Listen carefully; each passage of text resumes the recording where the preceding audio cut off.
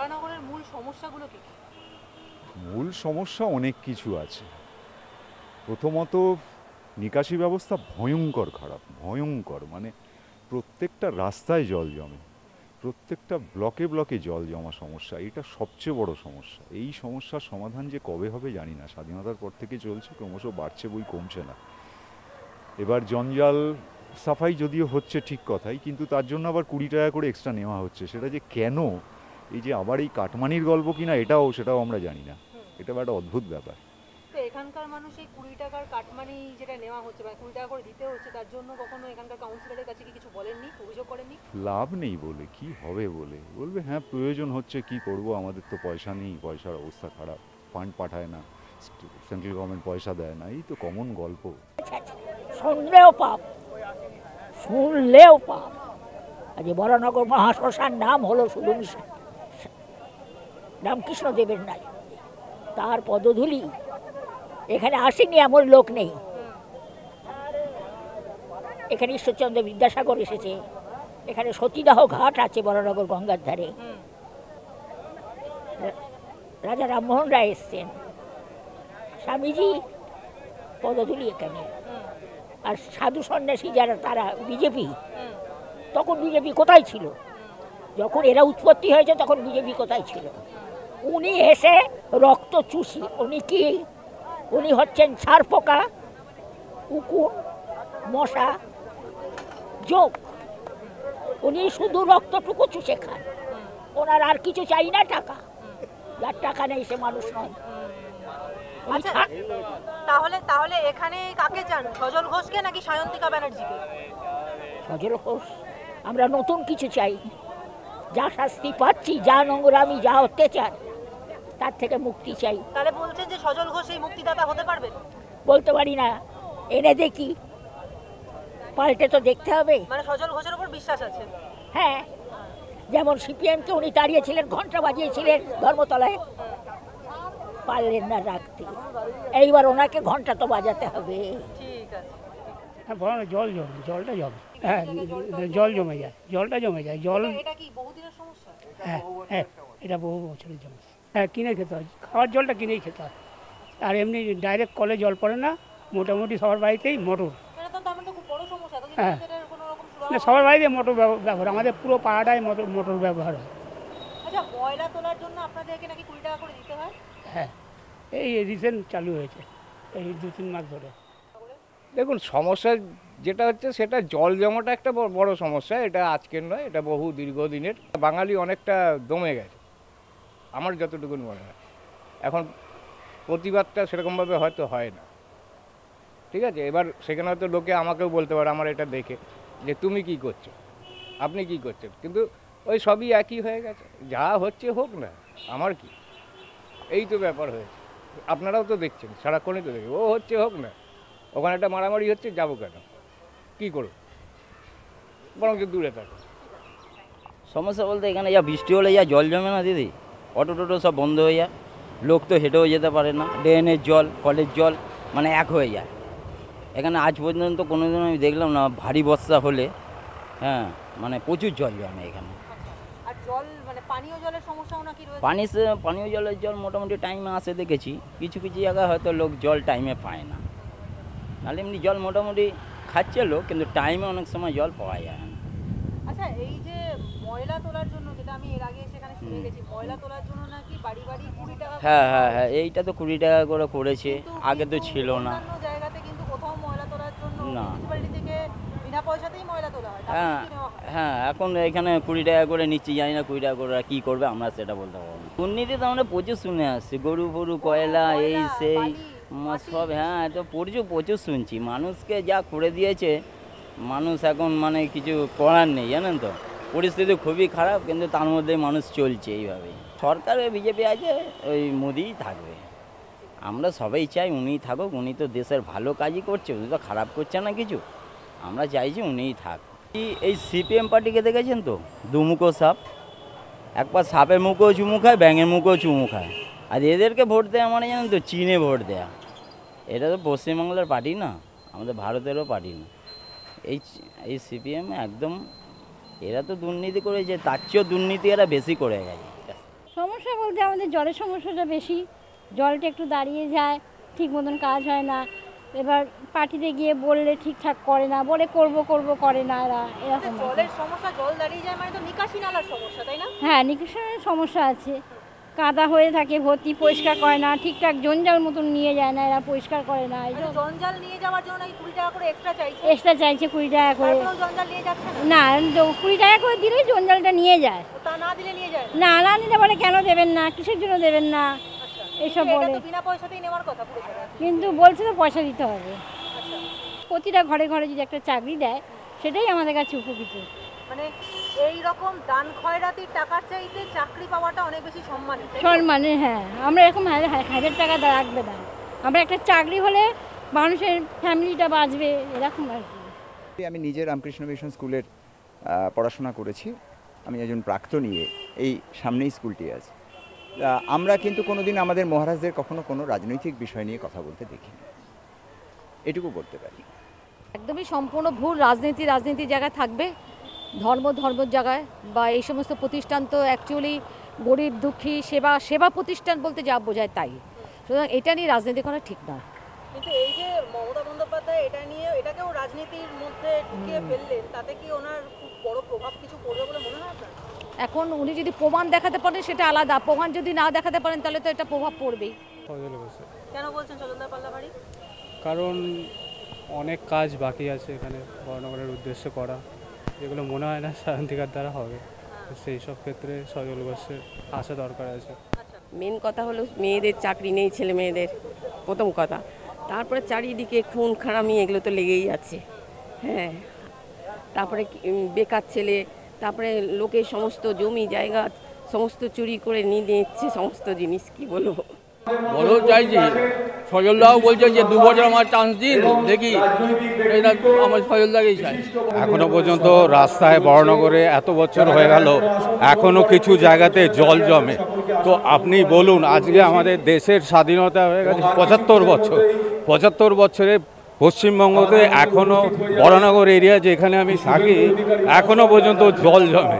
তাহলে আপনি এটা কি আশা করেন? তাহলে 75 বছরে কি কাজ হলো? সে 34 বছর বলুন কি সেই ব্যাপারটা তো একই জায়গায় আমাদের দাঁড়িয়েছে। এখনও যদি এই নিকাশি ব্যবস্থার এত প্রবলেম থাকে তাহলে আপনি কি আশা করবেন? তাহলে সেইখানে তো মানুষ একটা বদল চাইবে। পশ্চিমবঙ্গতে আজকে এই শিক্ষার জন্যে প্রত্যেকটা যারা ন্যায্যভাবে চাকরি পাওয়ার কথা তারা আজকে বসে আছে রাস্তায়, আর যে চাকরির কোনো সাদা খাতা জমা দেয় তারা পায় চাকরি। এই যদি অবস্থা হয়, আমাদের তো টাইম চলে গেছে, আমাদের পরের জন্ম যেটা আসছে তাদের কোন অবস্থা, তাদের কী আশা করে পশ্চিমবঙ্গতে? তো এইগুলো তো একটা ব্যাপার আছে। আজকে দুর্নীতিতে সারা পশ্চিমবঙ্গ ভরে আছে। পশ্চিমবঙ্গের মানুষকে এটা চেয়েছে দুর্নীতি হবে সারা পশ্চিমবঙ্গতে, মানুষ বসে থাকবে? তো এটা তো কোনোদিনও মানুষ আশা করবে না। সেটাই একটা মানুষ বদল চাইবে, সেই জন্য আমি বদল চাই। আর সবচেয়ে অসুবিধা হচ্ছে ইলেকট্রিক সমস্যা। আমার একটা ফ্ল্যাটে 37,000 40,000 টাকা বিল আসে। কুড়ে ঘরে যে থাকে সে তার 95,000 টাকা বিল আসে। আমি গেছিলাম বিদ্যুৎ মন্ত্রীর কাছে, উনি কাচের ঘরে বসেছিলেন, আমায় 6,000 টাকা কমিয়ে দিলেন। আমি বললাম আমি খেতে পাবো না এইরকম 37,000 টাকা এলে, ঠিক আছে 6,000 টাকা কমিয়ে দিলাম। এই 6,000 টাকা কাজ জবাব দাও তো। উনি যে কমালেন, এইরকম মাসের পর মাস অগ্নিমূল্য সব জিনিসের দাম, আর কোনো দিকে কোনো সুরাহা দেখতে পাই না। আয় উন্নতি কিছু করবার পথই নেই। বেশি ছেলে মেয়ে সব বেকার। কোনো হাসপাতাল স্কুল কোনো কিছুরই আর সুবিধে নেই। যেসব স্কুলে আমার মেয়েরা পড়েছে সেসব স্কুল উঠে গেছে। মহাকালী পাঠশালা বলে একটা বহু পুরনো স্কুল ছিল বড়নগরে, উঠিয়ে দিয়ে কাশীপুর হাসপাতাল উঠে গেছে। এরকম অনেক স্কুল পাঠশালা উঠে গেছে। লেখাপড়া করার মতো সুযোগ যদি ইংলিশ মিডিয়াম করানো যায় তার স্কুল আছে। অবশ্যই সজল ঘোষকে চাই, কারণ সেলিব্রিটি দিয়ে এখানে কোনো কাজ হবে না প্রথমত। আর সজল ঘোষের প্রিভিয়াস যে র্যাপোর আছে as a councillor Kolkata municipality, উনি যেই জায়গায় মানে রুলিং পার্টির থাকা সত্ত্বেও রুলিং পার্টির মেন জায়গায় উনি দাঁড়িয়ে থেকে যেভাবে ওই ওয়ার্ডটাকে বা ওই একে উনি পরিচালন করেন, আমি সেই জন্যই ওনাকে এখানে কাজের লোক হিসেবে এখানে চাই। মানে দাপুটে নেতা বলে চান? অবশ্যই। আচ্ছা, এই এখানে বড়নগরের যে কি কি সমস্যা আছে, যেমন জল জমার সমস্যা, এগুলো সম্বন্ধে একটু বলুন না। জল তো আপনার কিছু কিছু ওয়ার্ড আছে যেখানে মানে একটু বৃষ্টি হলেই এক ঘন্টার বৃষ্টি হলেই পুরো আপনার জলে মগ্ন হয়ে যাবে। পিছনেই ধরুন 13 নম্বর ওয়ার্ড আছে, 12 নম্বর ওয়ার্ড যেটা, ওইখানে তো প্রায় 1 হাঁটুর উপর জল উঠে যায়। তারপর আরও অনেকগুলো জায়গা আছে, বনগুলি যুবক সংঘর ওইখানেও এসবগুলো বহু দিনের, কিন্তু আজ পর্যন্ত কোনো সমস্যার সমাধান হয়নি। বারবার ডেট চেঞ্জ হচ্ছিল, তারিখ চেঞ্জ হচ্ছিল, কিন্তু নিজের মনেকে খুব গিল্টি ফিল করছিলাম। আমি সজলের যুদ্ধের জন্য যদি না যাই তাহলে আমি নিজেকে খুব দোষী মনে করি। কারণ সজল এমন একজন নেতা যে মানুষের পাশে দাঁড়ায়, মানুষের জন্য লড়ে, মানুষের জন্য ভাবে, তার নাম হলো সজল ঘোষ। আমার হিসেবে সজল এখান থেকে শিলদার পরে বাইর পরে আমার হিসেবে এখানকার এমপি হয়ে যাবে, এটাই আশা করছি। এর মধ্যে অনেক গুণ আছে, এর মধ্যে অনেক গুণ আছে, সত্যি করে বিশ্বাস করুন। আমি ওকে অনেকবার বলেওছি যে তোর এখানে জায়গা আছে, ঠিক আছে, বা তুই এর থেকে বেশি ডিজার্ভ করিস। তা সেই জন্য বলছি যে সজলের জন্য আমি এসে আজকে খুশি। তো সজলের জন্য আমি যদি না আসতাম তাহলে নিজেকে খুব দোষী মনে করতাম।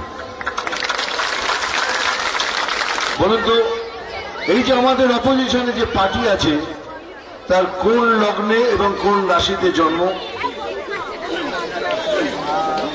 বলতে পারলেন না তো?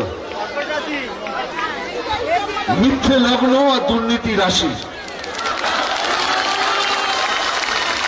এই মিথ্যে লগ্ন আর দুর্নীতি রাশিতে এই পার্টির জন্ম। এরা সকাল থেকে রাত্রির অবধি খালি মিথ্যা কথা বলে, মাইক ধরলেই মিথ্যা কথা বলে। এটা এরা জানে পশ্চিমবঙ্গের লোক খুব সরল, খুব নম্র, এরা মিথ্যেটাকেও সত্যি ভেবে নিয়ে নেয়।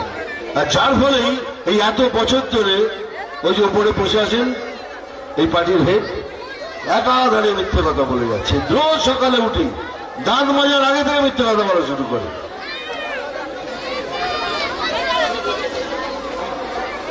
তোরাই বল, আমি বলবো না। আমি ব্যক্তি আক্রমণে বিশ্বাস করছি না। যাই হোক, তোমাদের মনের কথা ওটা।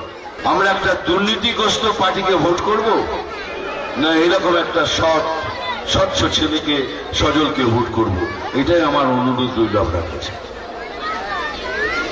দেখুন, এখন জানি অনেক রাত হলো, তখন বলতে হবে হ্যাঁ শুনেছি, অনেকবার শুনেছি, ডায়লগ বলতে হবে। দেখুন, একবার আমি ডায়লগ তো বলেছিলাম, ওই ডায়লগটা বলাতে আমার উপর কেস করে দিয়েছিল। বলে নাকি এই ডায়লগ বলাতে হিংসে হচ্ছে। যারা হিংসের রানী রাজা অভিমন্যু ডায়লগের বলাতে নাকি হিংসে হচ্ছে, কেস করেছিল। তাই আমি ডায়লগ তো বলবোই, কিন্তু একটু ঘুরিয়ে বলি। আমি জল ঘোড়াও নই, বেলে বোড়াও নই। আমি জল ঘোড়াও নই, বেলে বোড়াও নই। আমি এমন একটা সাপ যে গর্ত থেকে ছোট ছোট ইঁদুর বার করে দেবে।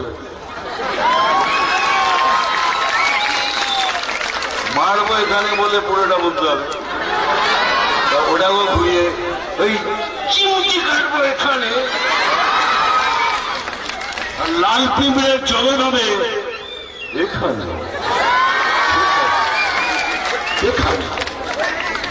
নাম তুফান, বছরে 1-8 আসি, কিন্তু এবার আমি বারবার আসবো তোমাদের সাথে দেখা করার জন্য। আমি খবর দেখি না, খবর পড়ি না, আমি শুধু খবর তৈরি করি। নাম আমার এমএলএ ফাটা কেষ্ট। আরে খেয়ে রাখিলেন ভেঙে যে গেল ঠ্যাং। আরে খেয়ে ওই রাখিলেন ভেঙে যে গেল ঠ্যাং। ভাঙলো মাথায় তোমার ও চাঁদুরে দেখলে কেমন তুমি, ও চাঁদুরে দেখলে কেমন তুমি। আমি অনেক বছর আগেকার কথা বলছি। আমাদের সদ্য দাদা এবং বাবুল একটা গান লিখেছিলেন, আমাকে বলেন দাদা এটা তোমায় গাইতে হবে। আমি তো সিঙ্গার নেই, আমাকে যেন গাচ্ছিস। বলে না দাদা তুই গানটা তোমার গলাতেই ঠিক লাগবে, তুমি গাও। আমি সেই গানটা গেয়েছিলাম, কিন্তু কোনদিন ভাবিনি ওই গানটা আজকের দিনে পশ্চিমবাংলার জন্য এত প্রযোজ্য হয়ে যাবে। ওই আমাদের গড়াই বাংলা আজ কেন হয়ে গেল কাংলা, ওই আমাদের গড়াই বাংলা আজ কেন হয়ে গেল কাংলা। যদি প্রশ্ন করে বীর নেতাজি কি তার জবাব দেব আমরা। ওই আমাদের গড়াই বাংলা আজ কেন হয়ে গেল কাংলা। যদি প্রশ্ন করে বীর নেতাজি কি তার জবাব দেব আমরা। বন্দে মাতরম বন্দে মাতরম বন্দে মাতরম। অসংখ্য ধন্যবাদ। ভালো থাকবেন, সুস্থ থাকবেন। আর একটা কথা বললাম, আর একবার বলছি, ভোট দেওয়ার আগে একটু ভাববেন। একটা দুর্নীতিগ্রস্ত পার্টিকে ভোট করবেন, এরকম একটা সৎ স্বচ্ছ ছেলে সজল ঘোষ বিজেপিকে ভোট করবেন। চলো তো আমার সাথে আবার জোরবেলা বলুন তো, জয় শ্রীরাম। আরেক চৈতান্তে পেছন থেকে আসছে না, শুনতে পাইনি। জয় জয় শ্রীরাম। क्या बात क्या बात क्या बात क्या बात। ভালো থাকবে।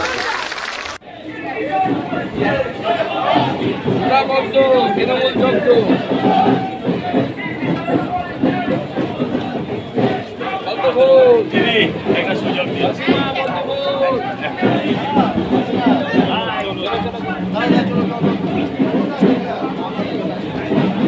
थोड़ा सा दूरी बना के चलते रहो।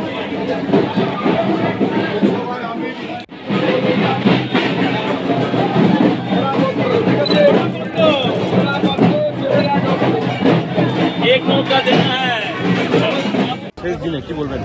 দেখুন, আমি আজকে জনগণের যে রেসপন্স দেখেছি, তাদের যে উদ্দীপনা দেখেছি, তারা যেভাবে বাড়ি থেকে বেরিয়ে এসে আমাদের দুইজন প্রার্থী সজল ঘোষ এবং তার সাথে শিলভদ্র দাকে যেভাবে তারা আগ্রহের সাথে যেভাবে কাছে টেনে নিচ্ছে, যেভাবে হাত মেলাচ্ছে, আমি আজকে 100% আসি যে এই দুটো সিট, অর্থাৎ উপনির্বাচনে বিধানসভা এবং আমাদের লোকসভা ভোটে দমদম লোকসভা, এই দুটো সিটই আমরা জিততে চলেছি। এখানে জোড়া পদ্ম আর তৃণমূল পুরো জব্দ। চাকরি পরীক্ষা বন্ধ, চাকরি এখানে নেই, বিহারে যাচ্ছে বাংলার ছেলেমেয়েরা। একসময় বিহারকে নাচ শিখিয়েছিল বাংলা, কি বলবেন? এখন এই কয়েকদিন আগেও তৃণমূল দেখছিলাম গান চালাচ্ছিল যে আমরা এই বাংলাকে বিহার উত্তরপ্রদেশ হতে দেব না। এই কয়েকদিন আগে আমি গান শুনছি। আজকে সেই বাংলার ছেলে মেয়েদেরকে প্রায় 40,000-50,000 ছেলে, তারা ঝড় বৃষ্টিকে উপেক্ষা করে, ভোটকে উপেক্ষা করে গেছে বিহারে ভোট দিতে। এবং তৃণমূল কংগ্রেস এটাই চায়। তৃণমূল কংগ্রেস চায় মানুষ গরিব থাকুক, মানুষকে কোনো রকমের ভাতা দিয়ে আমরা ভোটটা নিয়ে নেব। যারা শিক্ষিত হবে, যারা কলকারখানায় কাজ করতে পারবে, তাদের জন্য কোনো কাজ থাকবে না। যেমন এখানে কত কলকারখানা সব বন্ধ হয়ে গেছে, শ্মশানে পরিণত, বদ্ধভূমিতে পরিণত হয়ে গেছে, মিল এরিয়া সব আশেপাশেগুলো সব বন্ধ। তো এই যে পরিস্থিতি তৈরি হয়েছে, এই এত মিল ছিল আর এখন কটা চালু আছে, এবং তার সাথে সাথে আজকে তো আমি বরানগরে বা স্থানীয় মানুষের সাথে কথা বলে অবাক হলাম যে তৃণমূল কংগ্রেস সরকার একদিকে রামনবমীতে ছুটি দিচ্ছে, উল্টো দিকে যত ধর্মীয় স্থান আছে গঙ্গার পাশে, সমস্ত ধর্মীয় স্থানের জায়গা দখল হয়ে যাচ্ছে। বরানগরের মানুষ জল পাচ্ছে না, ভয়ঙ্কর পরিস্থিতি। 900 টাকার জল, তার মধ্যে মাসে 900 টাকার জল কিনতে হচ্ছে। আর তার মধ্যে এমন একজনকে বিধায়িকা বানানোর জন্য চেষ্টা করছেন মমতা বন্দ্যোপাধ্যায়, যাকে ভোটের সময় ছাড়া কোনো সময় দেখা যাবে না, হারলেও দেখা যাবে না, জিতলেও দেখা যাবে না, গ্যারান্টি। সৌগত বাবুকে প্রার্থী করেছে, সে তো নিজে নড়তে পারে না। তাহলে কি মনে হচ্ছে জিতবে? আপনি বললেন জিতলেও দেখা যাবে না, জেতার কোনো চান্স না, আগে তো বলেছি হারবে দেখা যাবে। মমতা জিতবে না, মমতা বন্দ্যোপাধ্যায় তো জানে জিতবে না, সেটিং হয়েছে। হ্যাঁ, সেই জন্য বলছে সেটিং হয়েছে নাকি সিপিএম নাকি আমাদেরকে ভোট দিয়ে দিচ্ছে। সিপিএম এর সাথে তো ওনার সেটিং, সে ফিশ ফ্রাইয়ের সেটিং, যেমন তেমন সেটিং। আর বাঙালি ফিশ থাকলে পরে সেই সেটিং কত কমপ্লিট সেটিং হয়, রুটে গানে ফিশ সেটিং হবে। আপনারা বলুন না, একটা সরকার সে নির্বাচনে কিসের ভিত্তিতে হচ্ছে? লক্ষ্মী ভান্ডারের ভিত্তিতে করছেন, কিন্তু লক্ষ্মী ভান্ডারের পুরো টাকাটাই যদি জলে চলে যায়, জল কিনতে চলে যায়। এই অঞ্চলের মানুষকে কি জল কিনে খেতে হয়? কিনে খেতে হয় এখানকার মানুষকে, সবাই খেয়ে 30 টাকা করে 20 লিটার জলের, আবার জলে ডুবেও থাকতে হয়। আপনাদের কাছে আমি সেই কথাই বলেছি যে আমাকে একটা সুযোগ দিন, বিধানসভায় এই আওয়াজটা পৌঁছে দিতে। লক্ষ্মী ভান্ডার দিচ্ছেন মমতা বন্দ্যোপাধ্যায়, পুরো টাকাটা জল কিনতে চলে যাচ্ছে। যারা জল দিতে পারে না তারা ভোট চাইতে এসছে। আমার ভাষায় যারা হেলে ধরতে পারে না তারা কেউতে ধরতে এসছে। আমি যদি বলি জমা জল পরিষ্কার হয় না কেন, কদিন আগে দেখছিলাম সৌগত দা, ওই জল জমে গেছিল, কদিন আগে বৃষ্টি হয়েছিল, সৌগত দা একটা বাঁশ নিয়ে নর্দমা খোঁচাচ্ছে। সৌগত দাকে তো 2জন লোক ধরে আছে, মাথায় 2টো লোক ছাতা ধরে আছে। টিভির ক্যামেরা দেখে এই সমস্ত নাটক করার জন্য আপনারা এদের ভোট দিয়েছেন? আপনারা বলুন, আপনাদের সাংসদকে জিজ্ঞাসা করুন। আর মাত্র আপনাদের কাছে 24 ঘন্টার জন্য একটা অফার আছে। ভোট আছে বলে পাড়ার নর্দমা খোঁচাতে এসছিল। ভোটের আগে আপনারা আপনাদের যাদের বাড়ির নর্দমাগুলো জাম হয়ে আছে তারা তৃণমূল নেতাদের খবর দিন। এই 24 ঘন্টার জন্য কিন্তু অফার, ওরা এসে পৌঁছিয়ে দিয়ে যাবে। পরে বললে কিন্তু আপনাকে খোঁচা মারবে। এই নাটক আর কতদিন? এর আগে তো কখনো সৌগত রায়কে দেখিনি, পাড়ার কাউন্সিলরদের আপনারা দেখেছেন কিনা সন্দেহ। আমি তো সেই কথা বলতে এসেছি। এরা কি বলছে বলুন তো? এরা বলছে সজল ঘোষের পাড়াতেও জল জমে। আরে আপনারা তো যান, ঠাকুর ঠাকুর দেখেন তো, সন্তোষ মিত্র স্কোয়ারে রাম মন্দির দেখেছেন, লালকেল্লা দেখেছেন, যান না একবার ভোটতে পাড়াতে, ঘুরতে ঘুরতে, বেশি দূর না। 10 টাকা খরচা করলে, 15 টাকা খরচা করলে চলে যাওয়া যায়। জেনে আসুন না মানুষের। আমি ওখানে হারিয়ে এসেছি, আমি ওখানে তৃণমূলকে হারিয়েছি। মানুষের আস্থা ভরসা না থাকলে কলকাতা শহরের মাত্র 3 জন পৌরপতি ভারতীয় জনতা পার্টি, আর সারা পশ্চিমবঙ্গে একটা মাত্র পুরসভার আসনে যেখানে তৃণমূলকে হারানো হয়েছে। মানুষের ভরসা না থাকলে হারানো যায় না, বলতে পারবে না তো রিগিং করে দেবে। কারণ পুলিশ ওদের, সরকার ওদের, প্রশাসন ওদের। আর ওই নির্বাচনটা হয়েছে রাজ্য সরকারের আন্ডারে, সেন্ট্রাল পুলিশের ফোর্স দিয়ে না। তাই যখন বলবেন ভেবে চিন্তে কথা। এই অঞ্চলের সমস্ত মানুষ আমি আমার প্রণাম জানিয়ে আমার পক্ষ থেকে এবং শিলভদ্র দত্তর পক্ষ থেকে আরেকবার আশীর্বাদ চাই। আমি আমার বক্তব্য এবং আজকে এই 1 এপ্রিল থেকে আজ 30 মে যে টানা প্রচার, সেই প্রচারের সমাপ্তি করলাম। জয় হিন্দ, বন্দে মাতরম, ভারত মাতা কি।